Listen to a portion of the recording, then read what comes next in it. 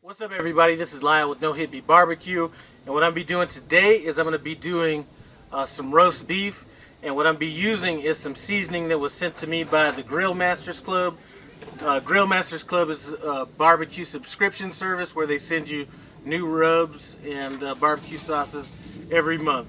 Anyway, what I'm be using for this is going to be their salt, pepper, garlic rub. I think it's going to go great on this roast beef. I was planning on doing this roast beef in my Weber kettle, or not my Weber kettle, on my Weber Smoky Mountain, but I left my chimney starter at the house.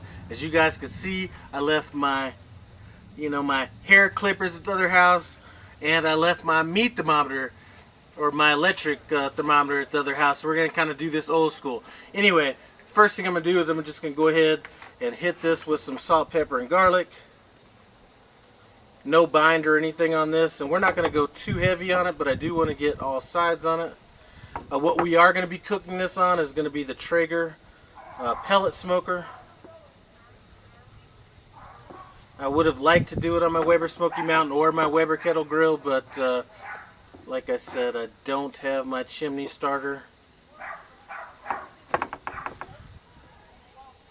So anyway, now we have everything kind of seasoned up. I'm going to go ahead and let this sink in for a little bit.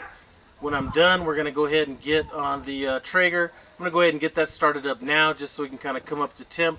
We're going to be cooking this till we get to an internal temperature of 125 degrees. Now, as far as the Grill Masters Club goes, I will be leaving all their information in the description. Run by there, take a look, see if it's something that you might be interested in. Like I said, we're going to be cooking this on our Traeger grill. This is a cheap Traeger right here. This is one that I bought online, or not online, I bought it on Craigslist for $150. I think it was used once or twice by then.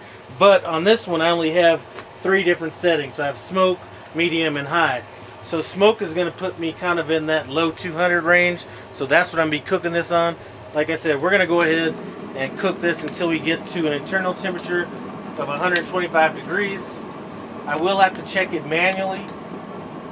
If I had my electric meat thermometer, I would just have that plugged in, but since I don't, we're just going to kind of manually check it, and I'm going to start checking it probably in about 45 minutes just to get an idea of where we're at.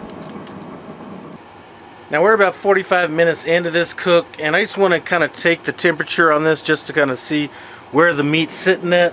It really shouldn't take too long for us to get to that temperature. Like I said, I wish I had my regular meat thermometer, but sometimes you got to go with what you got to go with. So we are right under 100 degrees, so you know what, this is probably going to need to go probably about another, I'm going to say hour and 20 minutes before I check it again. So we're just going to let this go back to bed for about another hour and 20 minutes.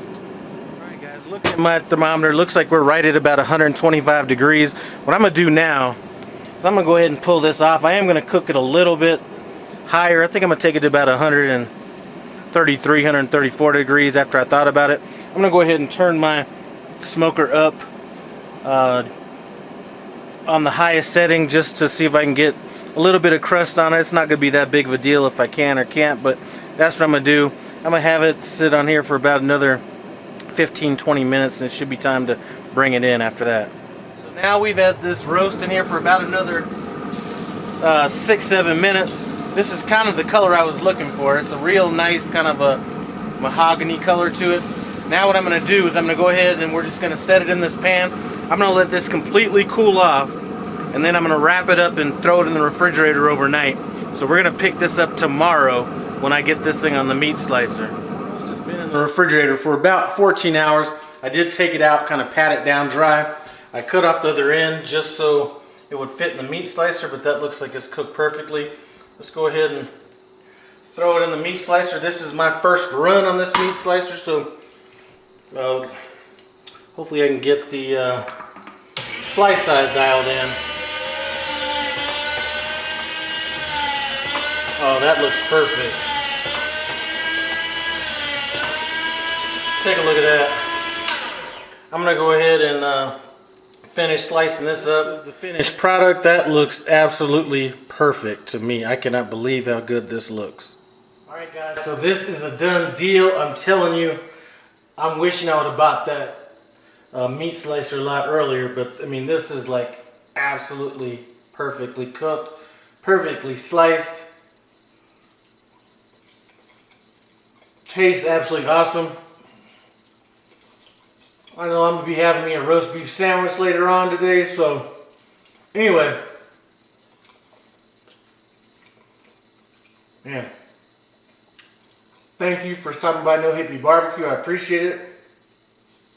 Comment, subscribe, and I'm out.